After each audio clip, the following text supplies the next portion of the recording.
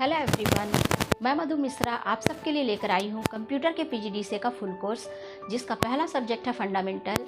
और आज के इस वीडियो में हम वर्डपैड से रिलेटेड जानकारी प्राप्त करेंगे। इससे पहले हम जान लेते हैं कि वर्डपैड क्या होता है।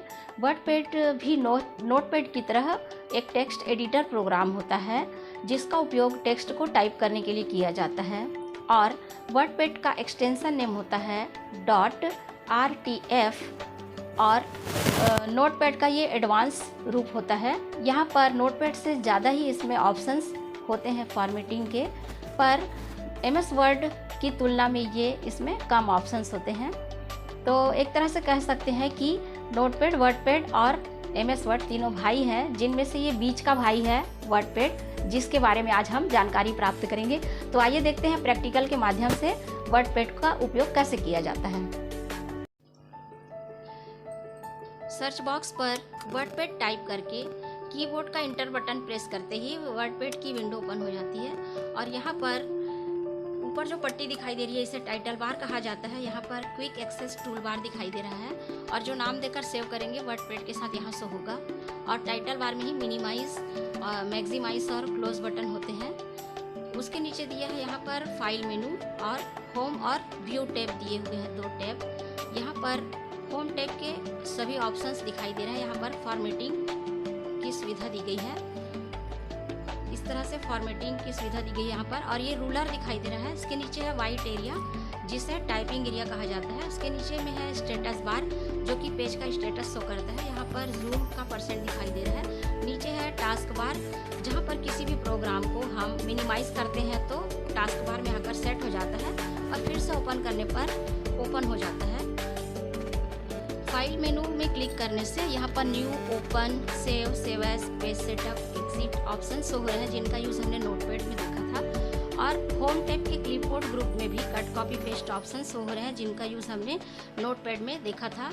अब होम टैब के फ़ॉन्ट ग्रुप में देखते हैं इसकी फॉर्मेटिंग कैसे करते हैं। इसके लिए सबसे पहले यहाँ मैं टाइप करती हूँ वेलकम, और इसको सेलेक्ट कर लेती हूँ। किसी भी टेक्स्ट की फॉर्मेटिंग करने के लिए टेक्स्ट को सेलेक्ट करना आवश्यक है।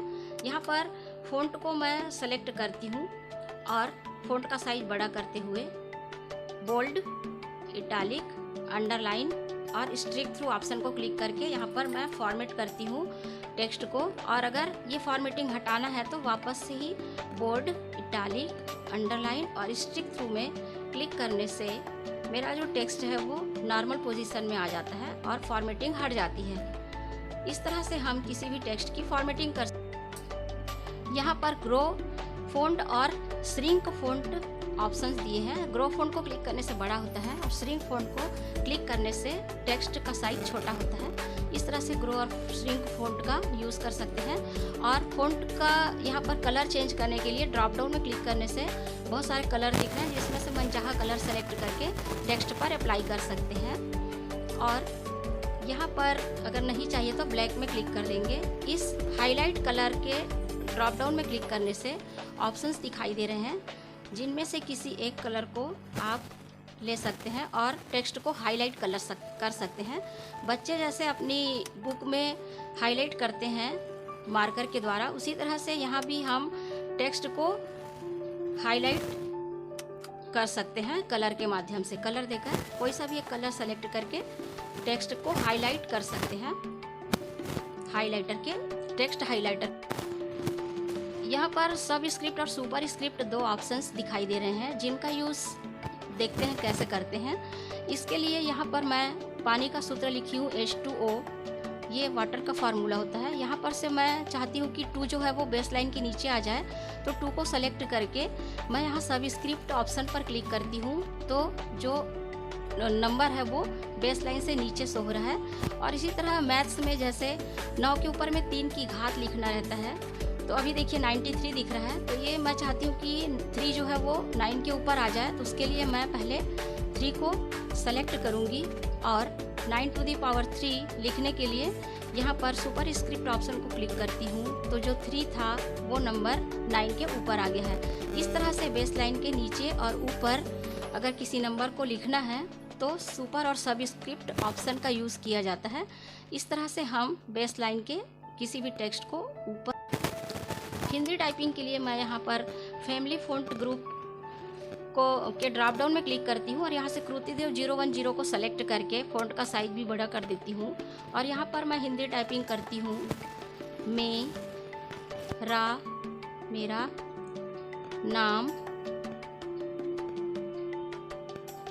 मेरा नाम मधु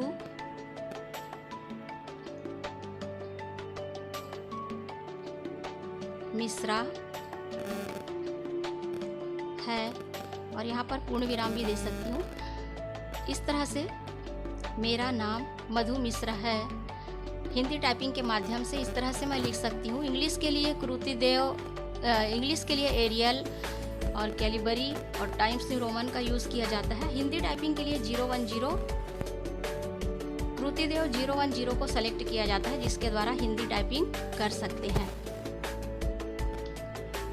यहाँ पर डिक्रीज इंडेंट और इंक्रीज इंडेंट 2 ऑप्शंस दिखाई दे रहे हैं, जिसका यूज़ इंडेंट लेवल की सेटिंग, पैराग्राफ के इंडेंट लेवल की सेटिंग के लिए किया जाता है। यहाँ पर पहले मैं एक टेक्स्ट टाइप करती हूँ और उसे सेलेक्ट करके इंक्रीज इंडेंट ऑप्शन को क्लिक करती हूँ। तो देखिए जो मेरा टेक्स्ट है वो आगे की तरफ खिसक रहा है और डिक्रीज को क्लिक करने से पीछे की तरफ खिसक रहा है। यहाँ पर नीचे 4 ऑप्शंस दिखाई दे रहे हैं। अलाइनमेंट है। अलाइनमेंट 4 प्रकार के होते हैं, लेफ्ट, राइट, सेंटर और जस्टिफाई। अभी चेंजेस देखिएगा, सेंटर में क्लिक करने से बीच में और राइट में क्लिक करने से राइट साइड में शो हो रहा है और जस्टिफाई में क्लिक करने से लेफ्ट की तरह काम करता है। इस तरह से सेटिंग कर सकते हैं अलाइनमेंट की। यहाँ पर मैंने कुछ लाइंस टाइप किए हैं। अगर 2 लाइन के बीच में स्पेस देना है तो स्पेस देने के लिए यहाँ पर इस ड्रॉप डाउन लिस्ट में क्लिक करेंगे लाइन स्पेसिंग के और ऑप्शंस आपको दिखाई दे रहे हैं यहाँ पर 1.0, 1.15, इनमें से किसी एक को सेलेक्ट करके स्पेस दे सकते हैं। तो यहाँ पर मैंने 1.15 सेलेक्ट किया है और 2 लाइन के बीच में जितना स्पेस देना है आप दे सकते हैं। उसके बाद दिया है यहाँ पर यदि किसी टेक्स्ट के आगे आपको बुलेट और नंबरिंग देना है तो यहाँ से इस ड्रॉप डाउन में क्लिक करेंगे। ऑप्शंस दिखाई दे रहे हैं, बुलेट, नंबरिंग। यहाँ पर रोमन न्यूमरल लोअर और अपर केस में है और अल्फ़ाबेटिकल अपर और लोअर केस में दिखाई दे रहे हैं।